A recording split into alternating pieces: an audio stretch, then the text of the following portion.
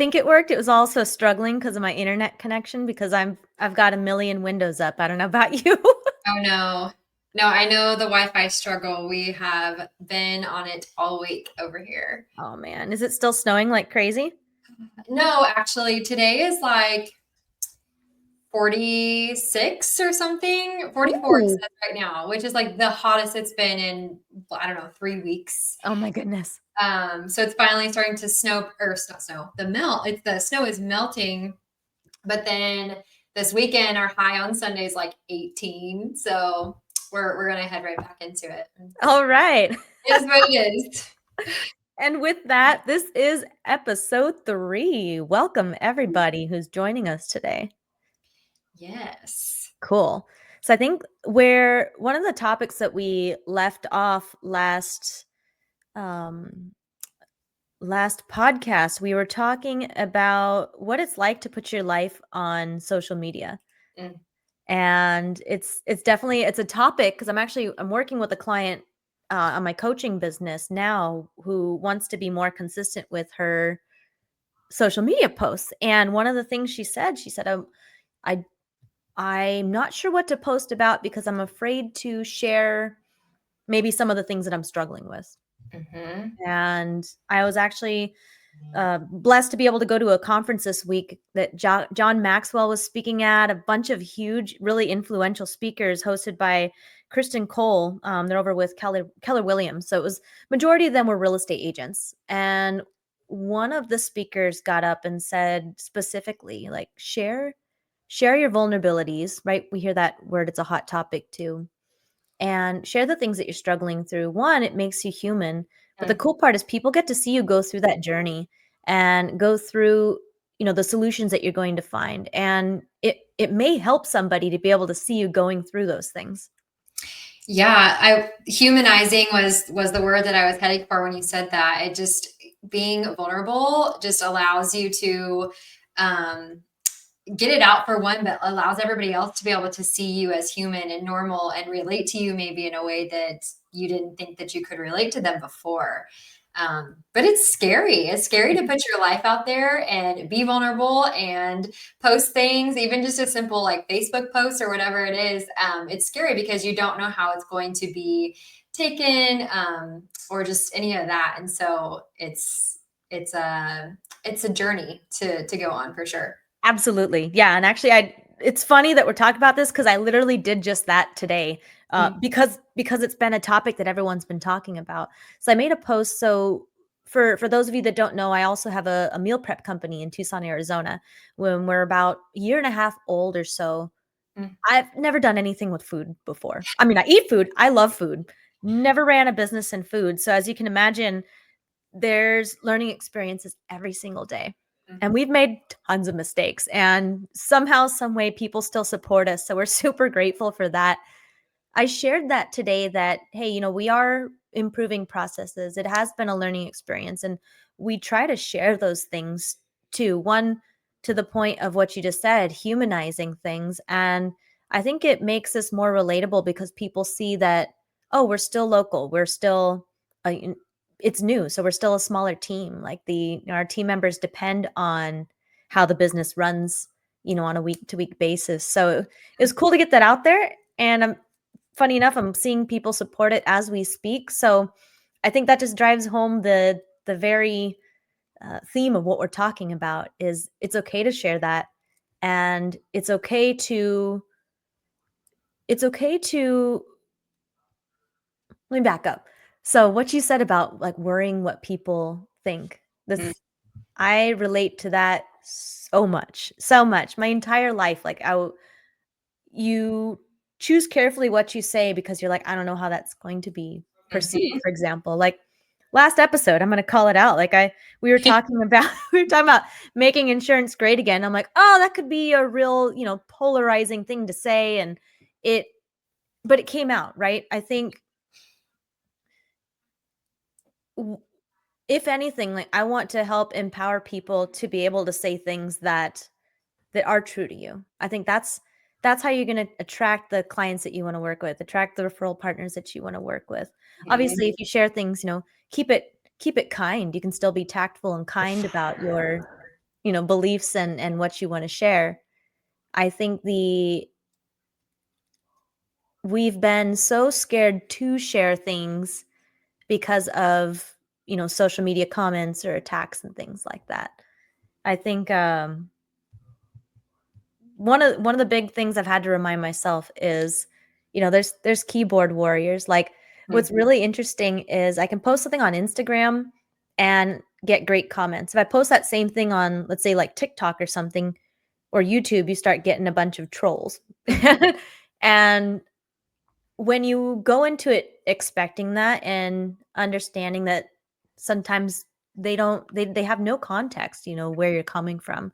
They they may be hurting themselves, and that's why they're projecting that onto others. I think having that mindset as you decide what you wanna share Mm. can help you get through that worry of what are people gonna think. Yeah, exactly. And it's scary to, going back to what you're talking about of like, political views is something that I've like definitely stayed away from, having out there. And the people who know me and all of that, they know my lifestyle, like they know what I know, and we've had conversations about it and stuff, but it's scary to, say those things out loud, or, like, just even in today's world, you say the wrong thing, and people are right there to jump on you about criticizing what you say. And it's scary to be vulnerable and put that out there. And even just as simple as like posting things like on social media. I remember talking when we very first started about not being a secret agent. And Mhm. if nobody knows what you're doing, you're not putting it out there, then how does anybody know, who you are? And so I had a couple of conversations about how to really like open up on social media and be posting a lot more and going live randomly, which I haven't done it in a while, but We're doing it right now. we are. And this is it. That's why I say like this is terrifying for me because it was probably we went to Texas in June, and that was when we really kind of dug into like how do we get on social media more? How do we do all these things? And I was like forced to go live basically, and in a fun way, and encouraging and stuff like that. But it was scary. Like I am not the kind of person that would typically be here doing this, but it's opened up so many doors and just been fun. And I feel like especially when it comes to social media, we focus so much on the likes and the comments and all of that stuff. And what I've learned is that even if I put a post out there that like doesn't get the hits that typically, like it's not very many likes, not very many comments, whatever, I will see it still pay off in the end because I get messages or people who I haven't talked to in years, like maybe somebody I worked with like years and years ago or whatever, they will hit me up and be like, hey, would you be able to get me a quote for this? And it's like, they know what I'm doing. And the more I'm posting, regardless if it's insurance or not, they know what I'm doing and they're going to remember me when they need me for that reason. And so that's what keeps me going of just keeping it out there, and it's running your business whether you realize it or not. It's just having the courage, I guess, to continue to do that. 100%. Well, you're doing great. I don't think anyone watching this would know that you're scared or nervous in any way. Definitely a natural for this. I just wanna make sure that you hear that. That's good. And you made a comment about, being afraid of posting something wrong, and it made me think of I was having a conversation with my meal prep business partner on the way up to our conference, and we were talking about kind of the difference between right and wrong. A lot of people feel that things are very black and white. When it comes to insurance law, obviously things are very black and white. And Yes. when you start talking about claims things, when you're talking to clients, sometimes there can be gray areas. And I Mhm. think it brings up a great sort of metaphor for what we're talking about. There is no right or wrong as long as you are doing it from a place and from your heart, right? I think if you are aligned and authentic with your values, it's going to show up in everything that you do. People may not agree with it, but if Mhm. it's true to you and you're coming from a good place, I don't think you're in danger of it being right or wrong. Yeah. Yeah, and I think that that's where like everybody wants to put their opinion in there, and so it's like you are not necessarily right or wrong, Mhm. but everybody wants to have their opinion to say that you're right or wrong, and that's where it gets. It's just it's scary. It takes a lot of courage to be open about just even your normal life of like, especially being a mom. Everybody is Mhm. like quick to like shame you on things. And so Yeah. anytime I post something, I'm like, I feel like I almost have to put a disclaimer a little bit, of like, she was not harmed or like whatever. And it just kind of is interesting the world that we live in where everybody is so quick to judge things. So Yes. Oh, that's such a great topic, especially around motherhood. I mm, think the very thing that you just said about people are quick to judge, like, this can apply to everything that we're talking about today. I yeah. think one of the most beautiful quotes that I've learned from from the things that I've been studying recently is there's a quote, "Everyone's doing the best they can with the resources that they have." And it helped me be more patient with others too, especially when you do get that kind of feedback that you're like, you don't those people obviously don't understand, right? They're not in your shoes. They don't see from your perspective.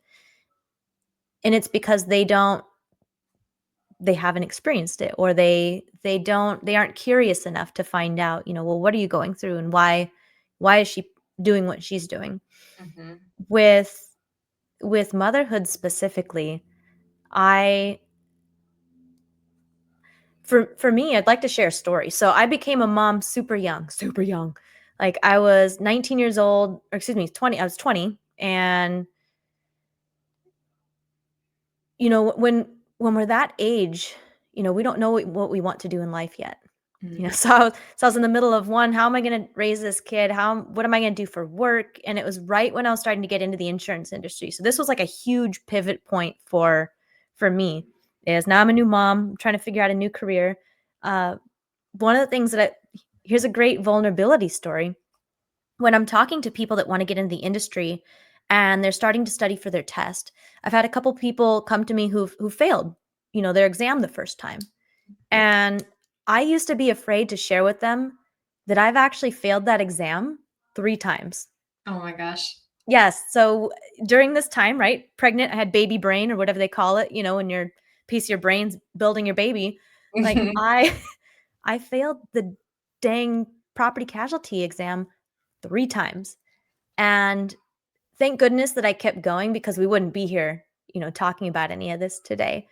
And I think that one, it drives home the point to keep going, but I share that now with new agents, not to let them know that, hey, you might fail, right? Obviously, there's that possibility, but to let them know, like, to keep trying, Hmm. and depending on what state you're in, like in Arizona, they allow you to take it up to 4 times within a 12-month period. And apparently, my unconscious brain knew that because it wanted to use up every single time. Yep. But what I was getting at around that time period of when I'm, like, becoming a mom, like, I was all in on my career, and, you know, I could look back on it now and have mom guilt around, could I have been there more as a mom? Absolutely. But I was doing the best I could with the resources that I had, Hmm. and definitely had feedback from others about what I could been doing right, whether it was around motherhood or around business or around how I'm showing up as a person. And I say, take some of that feedback, with a grain of salt. Are those people one in a position that you want to be in? And they're not you, you Hmm. know. So completely different people. Yeah, and everybody takes a different path and may end up in the same place, or they may not, but I like, love that. Yeah. yeah, and I love how you didn't give up, because I feel like in that situation, like pregnant and failing the test multiple times could have easily just deterred you to be like, okay, maybe this isn't it. This isn't what I'm supposed to be doing, and give up. But you still pushed through and knew like this is something that you wanted. Mhm. And when you're talking about building a life for your kid and what the best decisions are, you knew that there was opportunity here. And it's kind of funny because I'm on the opposite end of like, I had my kid and then realized like what I was doing was not what I wanted Mhm. forever because I barely got to see her, honestly. One was traveling 45 minutes back and forth. And so I would leave before she was up in the morning. And by the time I got home in the evening, is basically doing dinner and going to bed. Yeah. And I was like, I don't want to do this forever. I want to, be the mom that gets to go to her school events and, like even in preschool now, like they have their little parties and it's just so cool to be able to like have the flexibility to do those things. Mhm. And so just knowing that like I made that decision, for her and for our family obviously too, but um I had heard multiple stories though of people who had failed their tests and, kind of the encouragement of like it's okay if it happens. Like obviously you don't want to fail. And I actually passed mine first time. I have no idea how because I had, like I said, literally no background in insurance. The testing, I can't remember the website we used to do like the practicing, and I was not doing well at it. Like I truly have no idea how I push through that. And I get like test anxiety also. So like I was like pretty school smart, but like when it came to like test days, I would get so anxious and Mhm. somehow I made it through one time, thank goodness. But Yeah, it's because you were supposed to be here. That's what yes. I believe. Yes, and All of I us. think that for me, I mean, not to say that I would have been like, "Oh, throw in the towel," like, I probably would have taken the test again, but I would have gotten very, very discouraged. That would have been extremely discouraging to me to the point that I probably would have thought, "Well, maybe this wasn't it." So, Yeah, and that's why I started sharing that with people, if they come to me and they're like, "Hey, I failed." "Hey, guess what? I did it 3 times and it's okay. I'm still it's here." okay. Yep, Yes. exactly. Yeah, and it goes to the point of, just to keep going. If it's something that you really want, like, you'll find a way. You Mhm. know, it we they actually talked about this at the conference as well about, having this